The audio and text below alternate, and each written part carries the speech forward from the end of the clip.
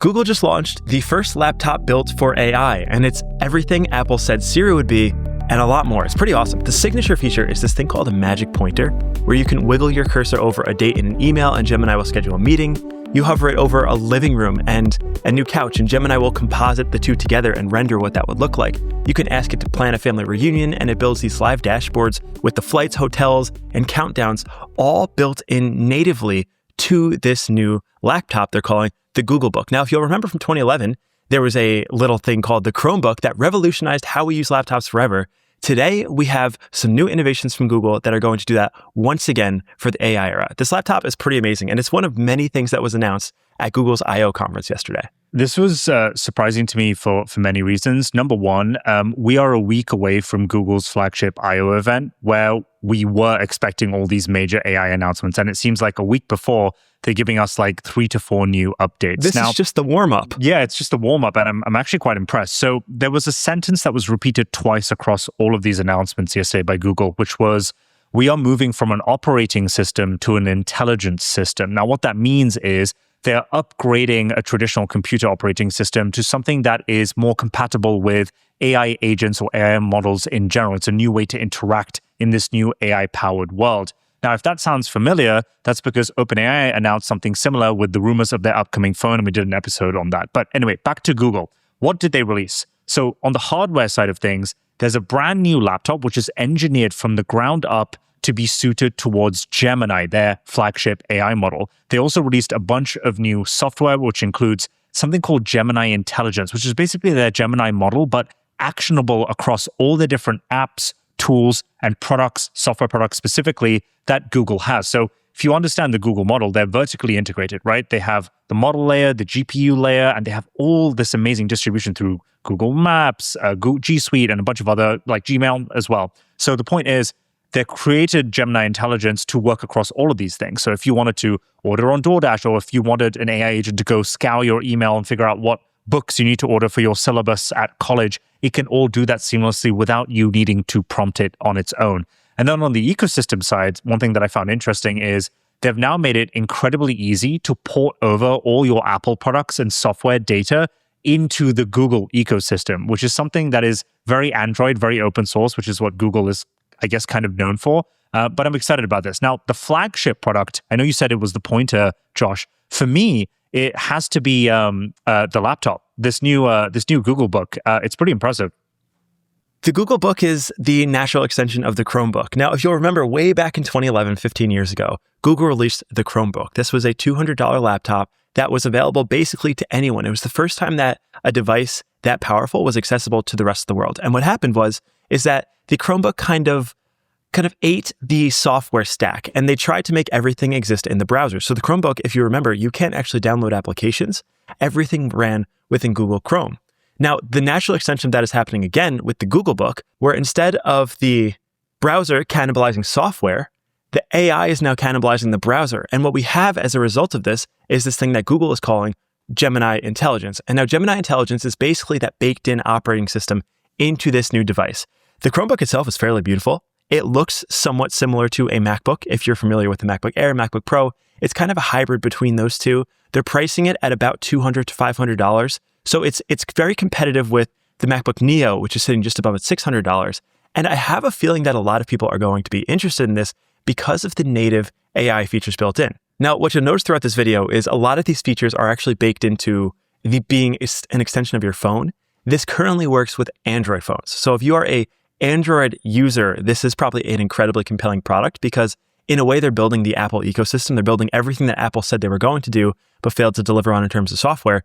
And it serves as this really good companion to Android phones. Now, if you're an iOS user, this is probably more of a fun experimental laptop, but the MacBook Neo is still looking like it's a little bit more compelling than a laptop like this.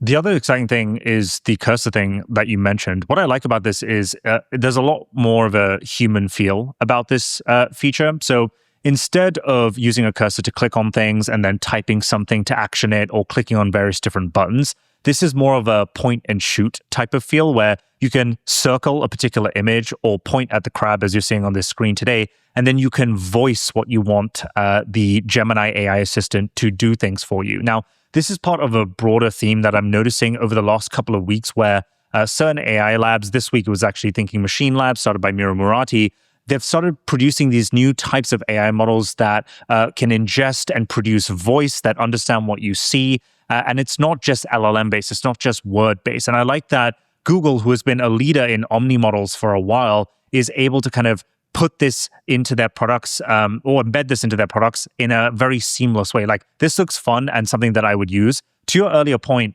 though, a lot of people are just like mass users of Apple's ecosystem and products. It seems like Google is aware of that, and they're making a concerted effort to focus on this. So I've got like a list here that I wrote up, which was like the Apple target list. So for the MacBook, you now have this Googlebook or this new AI laptop. For iMessage and iPhone, there's like a massive lock-in here, but now you can do like a bunch of wireless transfer of this data. AirDrop is something that Google kind of hacked and prototyped about a month ago. And so I feel like whilst Apple is kind of dawdling and twiddling their thumbs, Google is slowly eating into their market share. I mean, Apple signed this $1 billion a year partnership with Google to license their Gemini model, and there's no signs of them creating their own base model. So I feel like Google is now taking the moment a week ahead of their major announcements to eat into Apple's market share. Yeah, I mean, it's pretty clear that Gemini is pivoting from an app to a full system layer. I mean, Gemini is now becoming the operating system of this new device layer. And these are the first series of devices that we're really seeing that are AI first. And a common conversation that we have on the show is what the new AI hardware stack will look like. What does that AI OS look like? And this is one of the first real physical manifestations of that being shipped out as a teaser, again, to Google I/O, which is happening properly May 19th and May 20th. So we will be here to cover all of the news as it relates to that as soon as it drops. But this was not the only huge news coming out of Google this week. The second involves our pals over at SpaceX, who seem to be working together now for AI data centers in space, the trend that everyone has come to know and love. We know Anthropic last week, they just signed with XAI, or SpaceX AI, I should say, to fulfill Colossus 1 and start using it for their own training data with the option to send data centers into space. Google is now hopping aboard. This is a pretty big deal in the world of SpaceX AI and the move to outer orbit with data centers. Yeah, Elon has been busy, basically. He's realized that the demand for Grok, XAI's products specifically, has been lower than he thought. So he's pivoted a lot of the business lines. You mentioned that he signed that deal with Anthropic last week, where he's basically leased out his entire Colossus 1 data center to them for inference. And so he's making about $5 billion from that. And now he's, the rumor is, or the breaking news here is that he's signing a new deal with Google, whereby he is going to launch a bunch of their TPUs, which is their own version of their GPUs, out into space. It seems like Google and Anthropic are realizing that SpaceX AI has some unique advantages when it comes to scale that they can't achieve. Google specifically in this deal is a cheaper highway to space. Now, it does say in the announcements that they're looking at other providers to do the same, but I think that that's basically a very weak hedge. SpaceX is obviously the cheapest way to do this. And this isn't birthed out of novelty, by the way. It's not just a trend thing. Sundar Pichai about, 6 months ago at this point, announced that they're prototyping and already working on radiation-resistant TPUs to put into outer space, but they need a way to get there. So it's interesting that Elon is like willing to allow them to pay the toll. We mentioned this on previous episodes. He'll be the toll master, and then they'll be competitive out in space itself. Now, what I noticed, Josh, is over the last 2 weeks recently, there seems to be a kind of AI alliance forming amongst a bunch of these different companies. It's between SpaceX AI, Anthropic, Tesla, Google, and Cursor. And it's incredibly fulfilling for all parties involved. So I wrote a list here, which is like, Google gets cheap access to space, right? Plus the infinite energy that they can harness from the sun through solar power. Anthropic gets 300 megawatts of inference compute from Colossus 1. SpaceX gets around $5 to $10 billion between the deals that they signed with Anthropic and Cursor. And Cursor gets a flagship coding model because they get access to all the compute that they couldn't afford necessarily themselves. So it's a very symbiotic relationship between these companies. And there's one noticeable AI lab that's left out of this, which is, of course, OpenAI. Yikes. It's a rough week to be OpenAI. Although it seems like in the court cases that we're going to get into a little bit later, they're doing all right. The poly market has been going up for OpenAI's chances of winning the case. But some key facts that I think might be noteworthy and important. EJS, if you'll remember, Google already owns 6.1% of SpaceX, the company. So Google is a very large shareholder in this company. They have a vested interest in making it work. if you'll also remember, Google has Project Suncatcher, which was announced in November of last year that we actually covered on an episode. And that is Google's existing space-based machine learning initiative. So they've been working on this technology for a while. They're also talking with these other rocket launch companies and working with Planet Labs, which is another satellite designing company, to actually design the satellites that they're going to go in space with. And then as SpaceX goes public, one of the clearly stated missions that they have is to be the picks and shovels provider for this next space race. So there's a lot of converging energy that points to the fact that Google has been working on this for a long time. They just kind of officially penned a deal with SpaceX here to make it so that SpaceX is more inclined to want to send them and make sure that they reserve that space on these ships that I'm sure is going to be very precious given the amount of tokens that we're generating. And overall, really big news for Google, really exciting for SpaceX AI. I mean, all of these things are pointing to an absolutely gigantic IPO. There's no large tech lab outside of OpenAI that doesn't stand to benefit from SpaceX winning. And I think that's going to be huge when they do go public sometime in a few months. We're getting pretty close. Now, there's more news on the Google side. Google is just having themselves an unbelievable week, this time coming in the form of a company that most people may not have heard of before called Isomorphic Labs. It raised $2.1 billion, which is a huge number. And the reason they were able to get that is because Demis Hassabis, the CEO of Google DeepMind, he is at the helm of this. So they spun out, they raised a huge amount of money. And from what I understand, this company is pretty badass. This is like the biology copy of Google DeepMind. Is that right? Yeah. So one of the major breakthroughs in AI that Demis Hassabis made pretty early on is something known as protein sequencing. So a big problem in science is we can understand and identify proteins, but we need to understand the genetic makeup of these proteins because they regulate how our bodies work. And that can be attributed and applied towards cures to specific diseases. So what he thought of was, maybe if I apply this AI model to protein sequencing, it'll be able to guess what the protein will eventually do. And he nailed it. It's called AlphaFold and AlphaGo. These are two separate AI models that basically come together to produce that exact result. And what they've ended up doing is it's being used by, I think, 300,000 frontier scientific researchers all over the world, globally, for free, by the way. And they've discovered a host of new molecules which can potentially be formed into applicable cures. And we're talking about cures for like major diseases like Alzheimer's and cancer. So the next step then is, how do we actually create the drugs and distribute the drugs to the mass audience, the mass amount of patients that require these types of cures?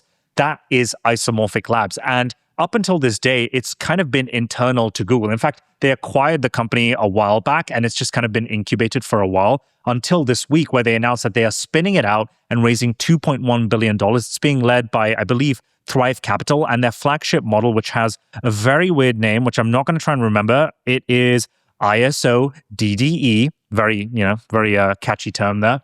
Is basically able to identify a host of new molecules. They've already proven that already. And the idea with this money is they're going to scale this out into human trials and start releasing, hopefully, the first bunch of cures over the next couple of years.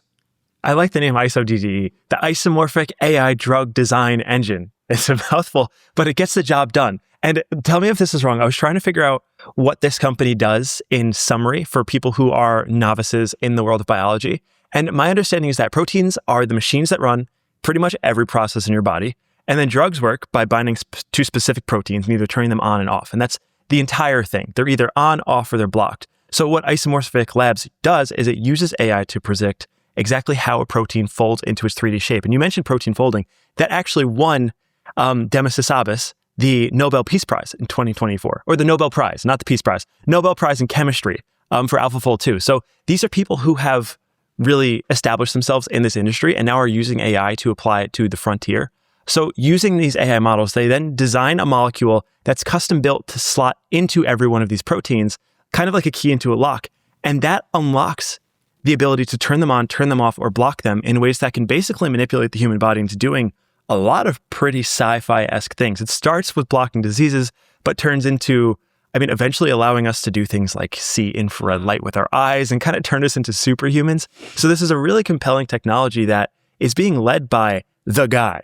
Like if there is a guy to do this, it is Demis and co. And this $2 billion investment is hopefully going to really accelerate the progress towards this. Yeah, he's been obsessed with this for decades now. So it doesn't surprise me that he's the guy to birth this product. To give an even simplified version of what you just described, Josh, it's like when you look at a disease, it's usually bad because it can plug into like a cell, a hole. Imagine like a keyhole in your body, right? And it causes havoc.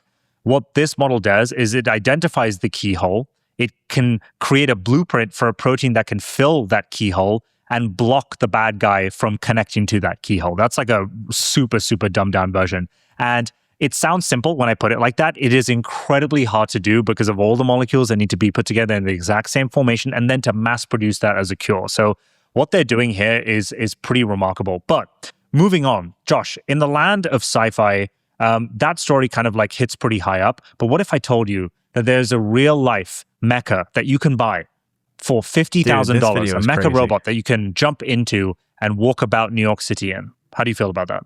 I used to watch Power Rangers. I feel like this is something you see in like Power Rangers where they're just jumping into the suit and walking around as robots.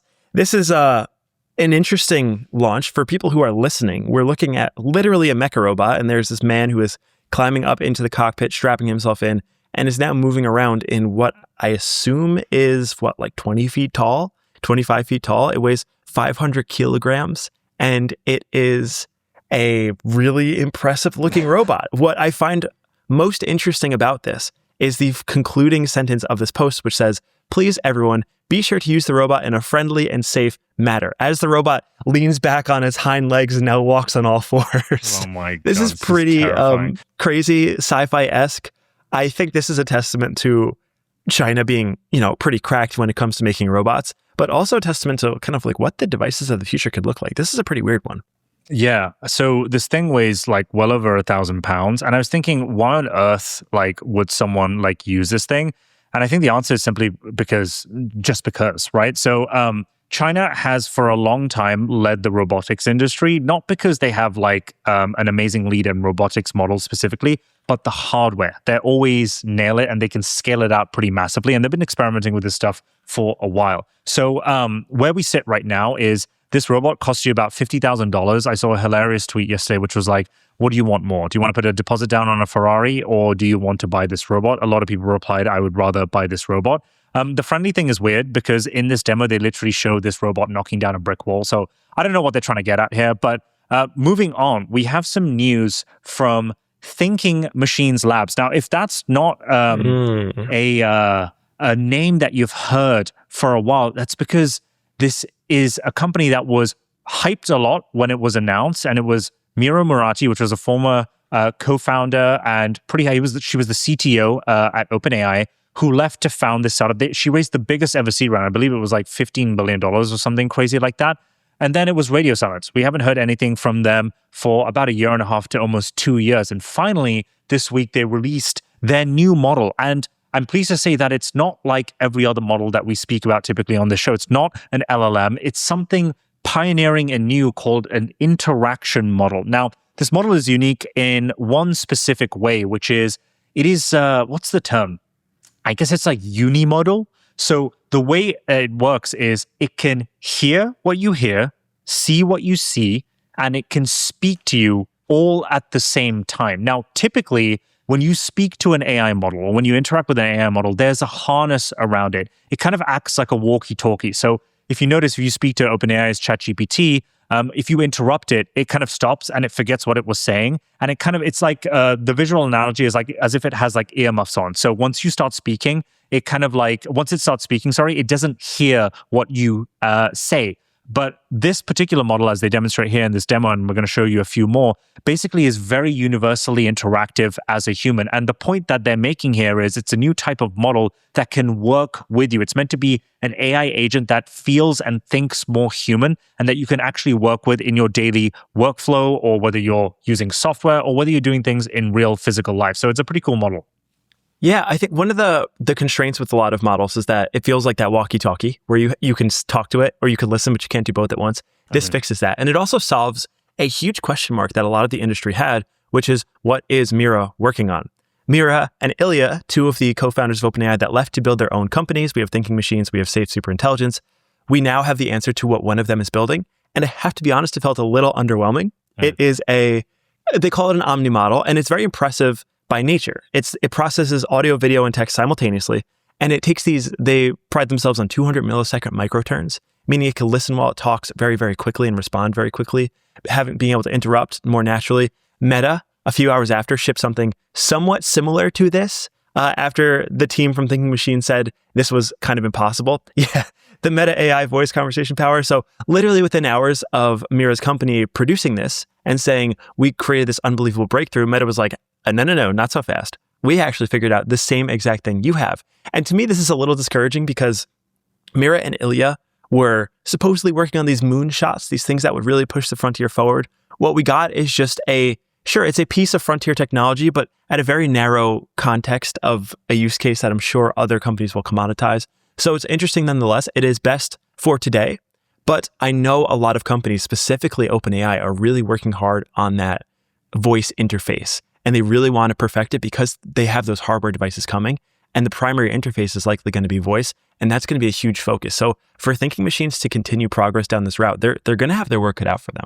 I think it's just hard, man. Like, as you mentioned, like the Omni model specifically isn't unique to Thinking Machines. Google's pioneered it. OpenAI is working on it. Anthropic's doing the same thing.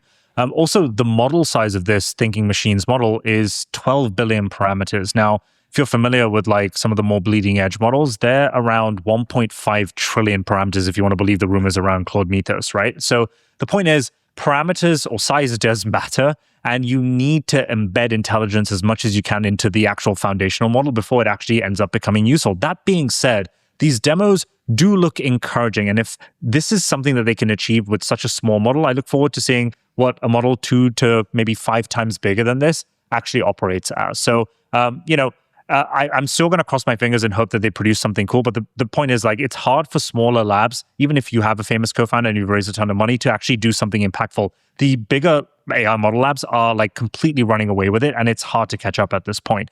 And speaking of this hype, obviously there's a lot of investor demand to try and get access to some of these top model labs, namely the ones being Anthropic and OpenAI. And there was a specific story this week concerning Anthropic, where it all started off with this one tweet from this lady called Ash Aurora, where she goes, "Simply brokering an Anthropic secondary deal made me more money than my entire net worth from working in my 20s. This is insane." Now, what she's referencing is Anthropic has raised a series of rounds equating to like hundreds of billions of dollars. And that is the equivalent of investing in Anthropic before it goes public. Now, of course, these rounds are reserved exclusively for specific partners. It's not applicable or accessible to you and me or the general retail public. That's why it's private versus public.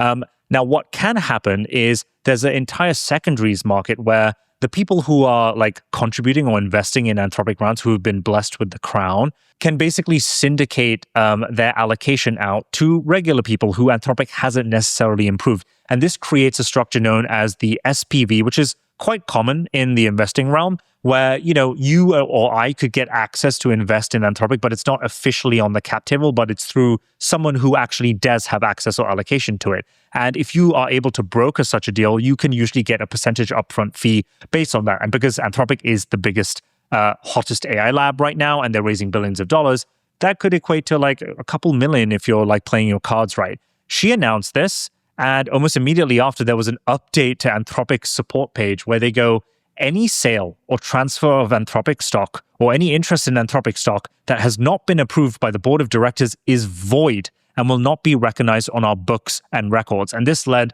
to an absolute crash out on X, because obviously, I'm assuming quite a bunch of people have invested in these dodgy SPVs, and they haven't been basically able to confirm that they have investment contracts in Anthropic. And if Anthropic actually goes through with this and voids all their contracts, their money may end up in the ethosphere, and they may not have actual ownership of Anthropic at all. Yeah, it's a little concerning. And the same also happened with OpenAI, where OpenAI went ahead and said, hey, actually, we're doing the same thing. If you didn't acquire these legitimately, these are not yours to own, and we are going to take action to prevent you from owning them. Now, this is a big problem because a lot of money has changed hands, and a lot of these platforms are actually fairly popular platforms. I mean, Forge Global was one of them. Hive is one of them. These are commonly places where retail investors will go to in order to source these funds. And now Anthropic and OpenAI went ahead and said, these are actually invalid. You can't do this. We will negate the ability to redeem these for actual shares in the future when they go public. So it's an interesting conversation that leaves a little bit of a bad taste because, like, man, go public then. You guys have been building so much wealth and you want it to be aligned, and yet that alignment isn't offered to the public. That sucks. But then there's also the issue that I see where these tokens are being, the shares are being tokenized on chains like Solana and being traded at a $1.5 trillion valuation. And they're speculating on a market cap that doesn't even exist and it's not public. I mean, Anthropic is just now rumored to raise $30 billion at a $900 million valuation. So when they published this, it at least recalibrated the market, where a lot of the speculation that was happening on secondaries kind of cooled off a little bit. And maybe that's mission accomplished. We'll see. We'll continue to follow this along with all of the IPO progress. Now, there is some more big news this week that doesn't relate to any of these companies, but instead the CEO of SpaceX AI, who is on a plane currently that just touched down in Beijing. This is like the Avengers. Donald Trump has assembled the top people in the country to go visit Xi Jinping to talk business. And there's a few goals that are here on the timeline. So they're looking to rebalance trade, prioritizing reciprocity and fairness to restore American economic independence. A lot of this is going to be kind of legal jargon, but basically the idea is that they're going to kind of put some pressure on Xi to make changes that improve the quality of life of America and hopefully make some deals. Now, one of the big things that's obviously going to be discussed is Iran, getting China to push Tehran to open up that Strait of Hormuz and initiate a peace deal. This would be great for markets. This would be great for energy prices because this current blockade is spiking energy prices around the globe. A big conversation is also going to be held around rare earth supply because China has a lot of this. And then generally setting up some framework for these like bilateral AI discussions, particularly what I would assume around AI risk and safety, which Elon cares deeply about. And also Jensen Huang does because he's working on the open source version that is leading the American race. They're both there along with Larry Fink and a lot of other profound business leaders in America. And it's funny. It feels like watching this video or watching the Avengers touch down in a foreign land, ready to go to business and to sign some hopefully big deals that can really impact the US positively and can perhaps find some peace in this all-out war that we are facing with China on the AI progress. I can't imagine it's a coincidence that he chose Elon and Jensen specifically to accompany him on the flight and touch down and make that visual presence confirmed. Both of these guys have been pretty pro-China versus all the other kind of tech moguls. Like Elon sold Tesla in China for the longest amount of time. Like he had a big market out there. And of course, Jensen has tried his hardest to sell NVIDIA GPUs out there. And the reason that he stated for selling GPUs specifically is it's important to know how advanced China is. And the best way to do that in AI specifically is to know what the goods are that they're training their AI models on. Specifically, if they train on American hardware, we know how good technically their AI models are. Now, the big issue or obstacle that he ran into recently is Trump said, no, we're going to ban this completely. It is an AI war against China, and we need to leave them in the dust, and we need to onshore all manufacturing processes, GPU onshoring, all into America. Now, of course, that's going to take a bunch of time, and China has like a massive lead for this. So they're in this conundrum where like China's seeing this, they want to buy the GPUs, but now they're realizing that America basically wants to play hardball, and they're like, you know what? We actually don't need you. And so for the last month, China has actually the Chinese government specifically has put a mandate on all their top AI labs to use Chinese hardware and GPUs to basically train their models. And the latest version of DeepSeek and Kimi K2 from Moonshot Labs are all trained on Huawei GPUs or largely served through Chinese GPUs. And guess what? The models are pretty damn good. DeepSeek V4 and 4.1, which is coming out pretty soon, is as good as Claude Opus 4.7, but a lot cheaper and quite quick as well. So the point being is, I think Trump's a little nervous. I think he wants to kind of like make amends. And of course, Jensen's there because he wants to tap into one of the biggest markets outside of the West who are going to buy his GPUs and, you know, push his company well above a $6 trillion valuation. I believe they hit $5.5 trillion on this news today. In addition to all the serious conversations, there are some pretty good memes that are happening around this as well. The boys getting dinner is one of them. I mean, the AI photos are just great. Tim Cook is there next to Elon. Trump and Xi Jinping all wearing some tank tops, Jensen's eating some food on the street. Jensen's wardrobe, leather jackets only. That's all he wears. And then we also have this really fun poly market. It's so ridiculous. Everything is a poly market nowadays, I swear. Which is, will Trump and Xi kiss at the summit? And then the actual parameters for what makes this possible are really funny. A qualifying kiss is defined as an in-person greeting or gesture involving the lips of one individual touching another individual. It's so ridiculous. This is trading at 1%. So if you believe that there will be some touching, there's a 99x upside on this market, which it's just ridiculous. But it's a testament to how fun Polymarket is and how you can really use it as a source of truth as you kind of navigate this crazy whirlwind. Thank you so much to Polymarket for sponsoring this part of the episode. Now, we also have one last update from the court trials between Sam Altman and Elon Musk. We have some leaked texts from Satya Nadella. Basically, after Sam got fired, he came back to OpenAI, but the contingency was that they needed to decide who the new board of directors was. There are some updates, none super noteworthy this week. We're going to continue to keep our fingers on the pulse. Wait, Josh, didn't you see the other text? Surely you didn't miss this one.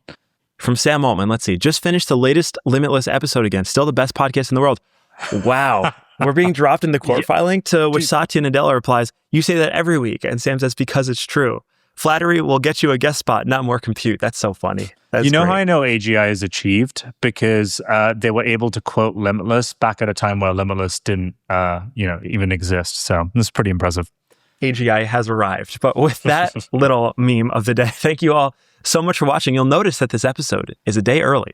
And that is intentional because we are monitoring the situation.